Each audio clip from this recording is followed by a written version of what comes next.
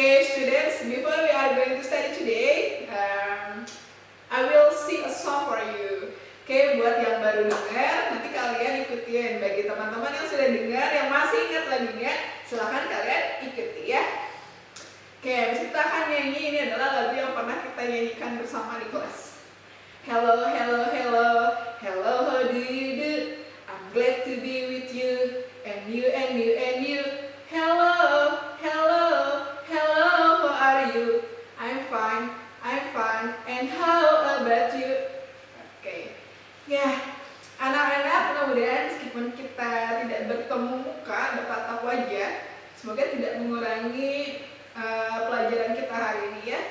Nah, untuk mengawalinya, mari kita membaca basmalah bersama-sama. Bismillahirrahmanirrahim.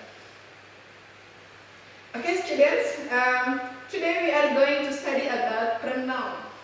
Ada yang sudah ingat atau pernah belajar sebelumnya tentang pronoun?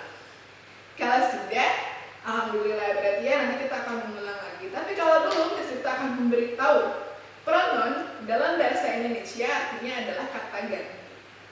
Ya, kayak gimana sih pronoun? Nanti kita akan lihat di sebelah ya, di papan tulis. Stay tune.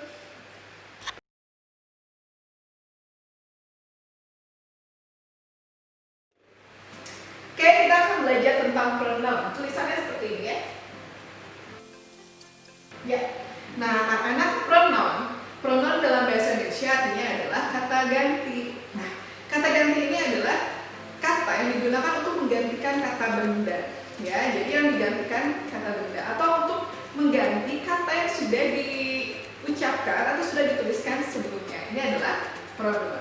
Oke, kita masuk dulu ke dalam bahasa Indonesia, ya, supaya kita lebih jelas dan mengenalnya. Contohnya begini. Untuk kata ganti orang pertama, misalnya kita ambil kata saya. Dalam bahasa Indonesia saya.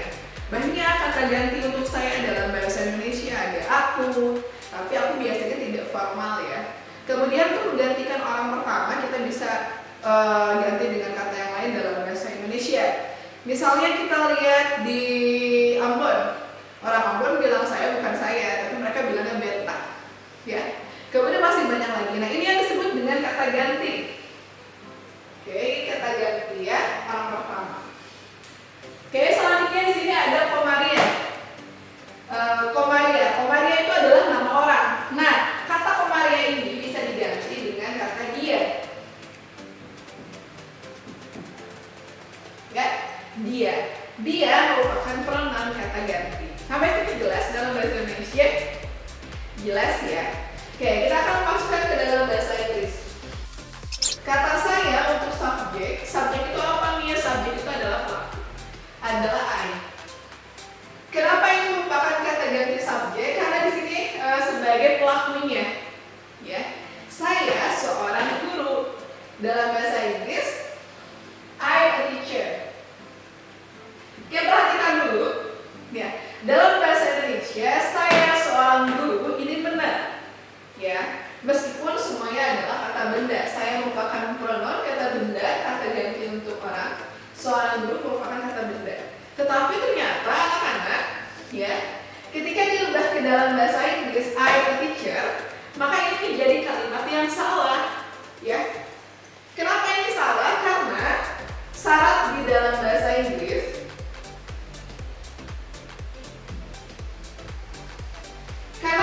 kalimat di dalam bahasa Inggris, suatu kalimat dinyatakan sebagai kalimat apabila dia mempunyai kata kerja. Karena di sini I teacher tidak punya kata kerja, maka kalimat ini salah.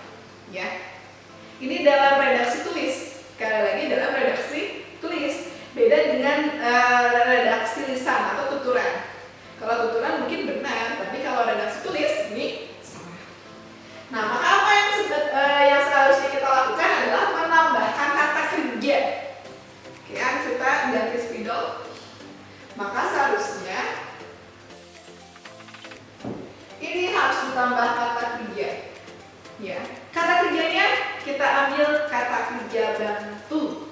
Ya, kata kerja bantu atau disebut dengan to be merupakan kata kerja dasar yang sebetulnya tidak mempunyai arti. Tapi ketika ditranslate dia boleh memiliki arti ya, kayak gitu. Disesuaikan. Atau disebut juga auxiliary verb ya. Nah, apa ini? Yaitu am. Maka kalimat ini menjadi benar. Ya. I am a teacher. Saya seorang guru, atau boleh saya adalah seorang guru. Mudah ya sampai sini? Sangat mudah. Ingat, kita mempunyai kecerdasan otak yang luar biasa ya. Ya, bahkan seorang anak yang baru lahir, kemudian dia belajar usia 3 tahun, ketika dia tinggal di Inggris, dia bisa bahasa Inggris ya. Tentu kita yang sudah lebih, usianya sudah lebih bertambah, kita pasti bisa belajar bahasa Inggris. Ya, sekali lagi kalimat dalam bahasa Inggris harus memakai kata kerja ya. Jika kalimat dasarnya tidak ada kata kerja, baru ditambahkan to be. Tapi kalau misalnya pada kalimat lain yang sudah mempunyai kata kerja, maka itu tinggal dipakai saja.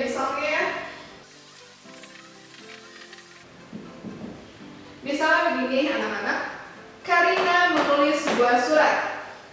Dalam kalimat ini sudah ada kata kerja. Kata kerjanya adalah menulis. Maka tidak usah pakai to be ketika polanya adalah pola dasar atau pola simple present tense.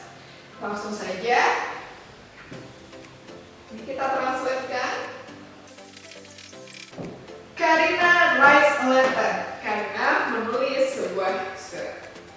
Nah, perhatikan di sini ada write. Write ini merupakan kata kerja atau disebut dengan verb 1. Ingat, karena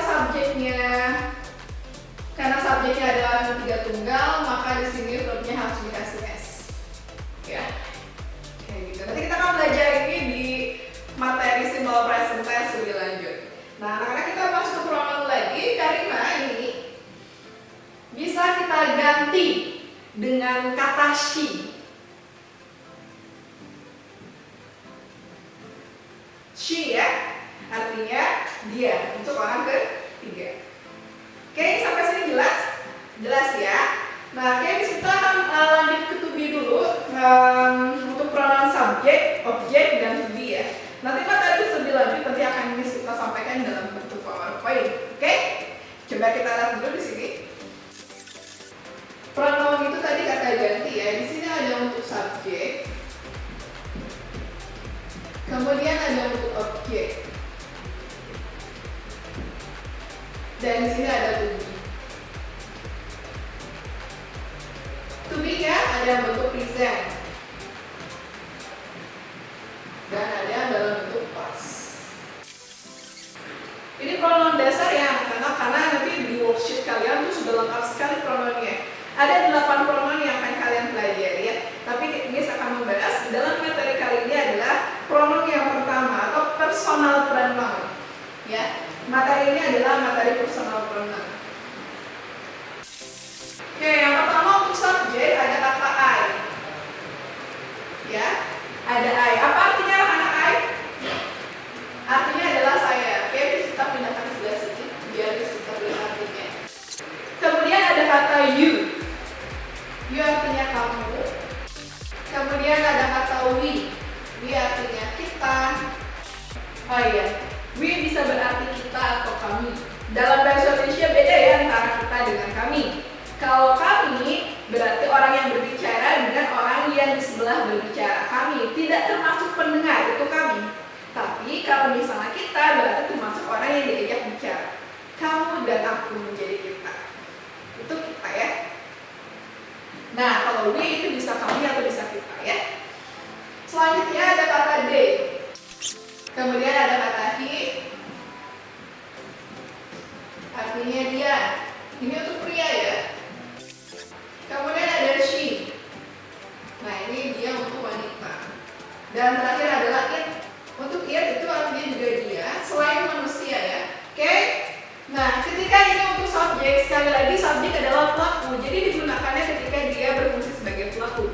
Tapi ketika dia jadi objek, maka berubah juga ya. Tidak I lagi, tapi berubah menjadi me. You tetap you. We menjadi us. They menjadi them. He menjadi his. She menjadi her. it tetap it. Ya. Nah ini anak-anak untuk pembolongannya. Oke, baik, kita langsung ke to be. Tadi to be itu adalah kata kerja bantu. Sekali lagi kata kerja bantu. Ya. Untuk I, untuk present adalah am. Pasnya dia menjadi was. You, we, they, yang ketiga ini presentnya adalah are. Dan yang ketiga ini juga pasnya menjadi were. He, she, it, to be-nya yang present adalah is. Kalau yang ini menjadi was. Ya. Oke, sekali lagi anak-anak, I artinya saya, you artinya kamu, we artinya kita, they artinya mereka, he artinya dia, yang digunakan untuk pria atau laki-laki, she artinya dia, yang digunakan kepada perempuan atau wanita, it itu untuk selain manusia. Apa saja contohnya? Hewan, bisa. A cat bisa diganti dengan it, kayak gitu ya. Selain itu bisa untuk benda, ya. Contohnya a chair atau kursi, ya, itu bisa diganti menjadi it. Oke, sampai sini jelas anak-anak tentang to be dan personal pronoun, jelas ya. Nanti kita aplikasikan di dalam kalimat. Oke, kita ambil contoh kalimat di sebelah ya. Nah, dalam bahasa Indonesia dan dalam bahasa Inggris supaya lebih mudah ya dan kalian paham. Oke, dalam bahasa Indonesia dulu. Pak Tono seorang pilot. Kita translate ke dalam bahasa Inggris. Pak Tono kita ganti dalam bahasa Inggris menjadi Mr. Tono. Seorang pilot, a pilot. Karena di dalam kalimat ini tidak ada kata kerja, maka kita harus ambil kata kerja bantu atau disebut dengan auxiliary verb atau to be. Kondisinya ini terjadi ya, bukan dulu. Kalau terjadi maka untuk orang ketiga, ini orang yang dibicarakan, bukan saya, bukan kamu, berarti orang ketiga ya yang dibicarakan. Maka kita ambil Mr. Tono itu bisa diganti dengan he. He a pilot. To be-nya apa? Untuk he kita lihat. To be untuk he adalah is. Ya. Maka kita isi di sini ya. Sampai sini jelas?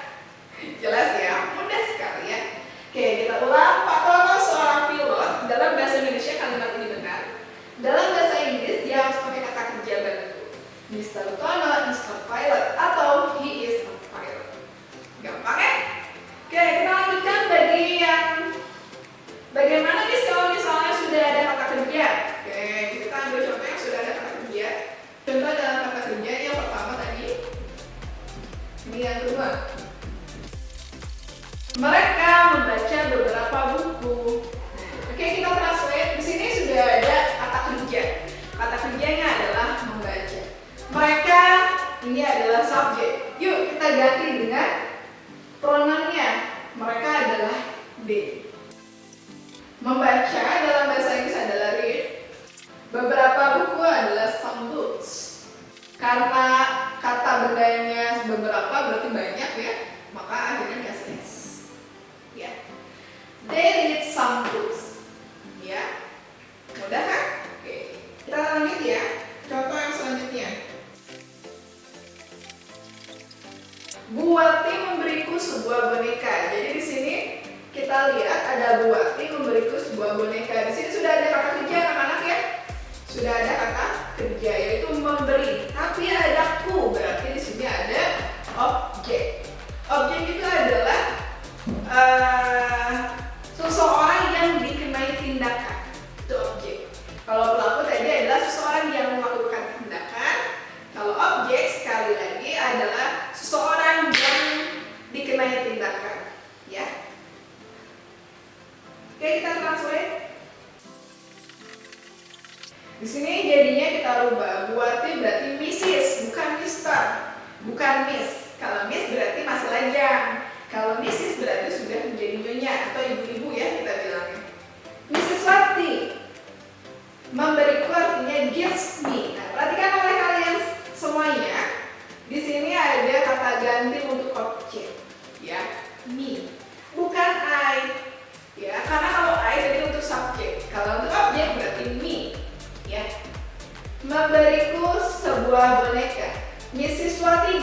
me a dog. Oke, sampai sini kita akan tuliskan dulu ya. Susunannya ini sebagai subjek. Ini verb. Why? Ini ingat ada S kan di sini, ada S. Kenapa? Karena orang ketiga tunggal subjeknya. Kemudian di sini adalah objek. A doll, ini mainan juga adalah objek. Ya. Kok objeknya dua? Iya bisa objeknya dua. Nah ini adalah objek tidak langsung, ya. Kayak gitu. Sampai sini jelas? Gampang ya? Miss Suswati gives me a doll. Oke anak-anak, untuk selanjutnya nanti kita akan sampaikan di PowerPoint. Ini baru yang pertama, personal pronoun. Sebetulnya ini ada satu lagi ya, ada posesif. Nanti kita akan belajar posesif, pronoun posesif, ada refleksif, dan lain sebagainya. Nanti kita akan belajar tentang itu ya.